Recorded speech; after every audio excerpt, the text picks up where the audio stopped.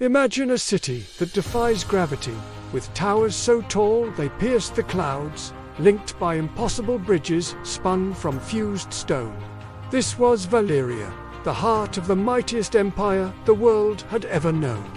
A city not built by human hands alone, but forged with fire and blood.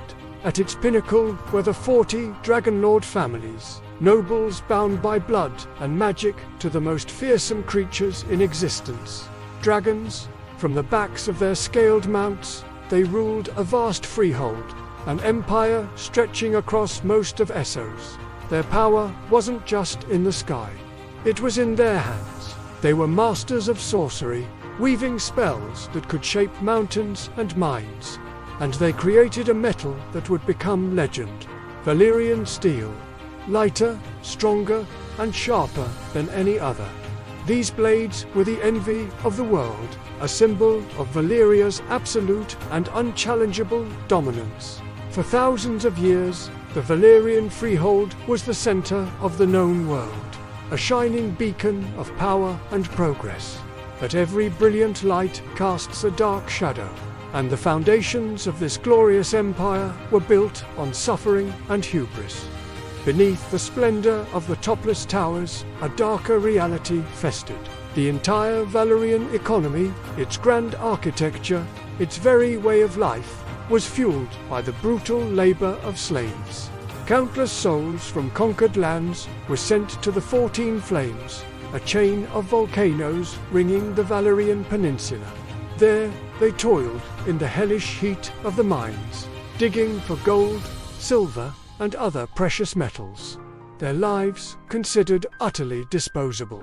This immense suffering was the corrupted bedrock of the empire. But the danger wasn't just moral, it was physical.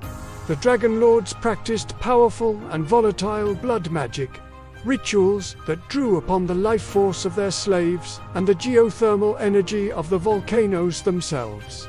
They played with forces they barely understood, meddling with the very crust of the earth. This volatile mix of sorcery and seismic instability was a catastrophe waiting to happen. Yet, the dragonlords were too busy with their own squabbles to notice. The 40 families were locked in a constant, deadly game of thrones, vying for power and prestige. Their political infighting, their arrogance, and their relentless ambition blinded them to the tremors beneath their feet and the fiery doom that was about to consume them all. Then came the day the world broke. It wasn't a single event, but a final, earth-shattering symphony of destruction. In a single moment, all 14 volcanoes of the 14 Flames erupted simultaneously. The cataclysm was absolute. The sky rained down fire, ash, and black glass. Mountains exploded, spewing molten rock for hundreds of miles. The ground itself split open, swallowing entire cities whole. The dragonlords, rulers of the sky, were incinerated in midair, their magnificent beasts falling like burning stars. The very sea around the peninsula began to boil, turning into a steaming cauldron that cooked everything within it. The glorious architecture of Valyria, the towers that touched the heavens, shattered and collapsed into the roiling abyss. The entire Valyrian peninsula, the heartland of the empire, was torn apart. It fragmented into a broken chain of islands, surrounded by a new, ominous body of water, the Smoking Sea. In just one day, the greatest civilization in history was wiped from the face of the planet, leaving behind nothing but ruin, smoke, and a silence that screamed of utter annihilation.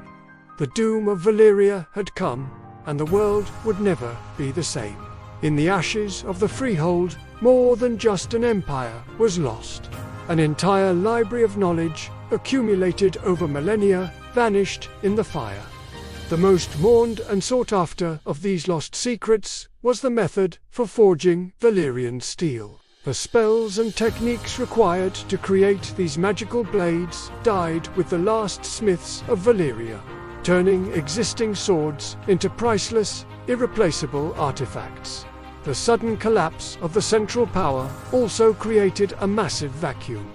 Valeria's colonies, from the free cities to Slaver's Bay, were thrown into chaos. Centuries of strife, known as the Century of Blood, followed as new powers rose to fight over the remnants of the old empire. But the ruins of Valyria itself were more than just empty. They became a place of legend and terror. Sailors spoke of the smoking sea, where the waters still steamed and demons were said to dwell. Stories emerged of twisted, monstrous creatures like fireworms, now haunting the cursed land. It was said that no one who sailed to Old Valyria ever returned, and the land remained a poisoned, magical wasteland, a permanent scar on the face of the world, forever haunted by the ghosts of its cataclysmic end. Yet, amid the utter devastation, one flicker of Valyria's fire survived. 12 years before the Doom, Denys, the young daughter of a minor dragonlord named Anna Targaryen, had a powerful, prophetic dream. She saw the fire, the smoke, and the complete destruction of their homeland.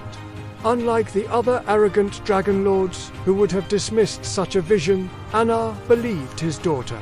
He sold his estates, gathered his family, his 5 dragons, and his followers, and fled Valyria for a remote, gloomy outpost at the edge of the empire, a small island called Dragonstone. The other families mocked him for his cowardice, calling him Anna the Exile. 12 years later, their laughter turned to ash in their mouths. The Targaryens were the only dragonlords to survive the cataclysm, all thanks to Denys the Dreamer. This single act of foresight reshaped the future of Westeros. The Doom had a profound impact on the entire world, seemingly draining much of its magic. Dragons became scarce, eventually dying out everywhere, but with the Targaryens, the fall of Valyria marked the end of an age of high magic and wonders, plunging the world into a more mundane, less enchanted era, waiting for the day when dragons and magic would return. Thank you for watching. If you enjoyed this journey into the lore, be sure to like and subscribe for more tales from forgotten history.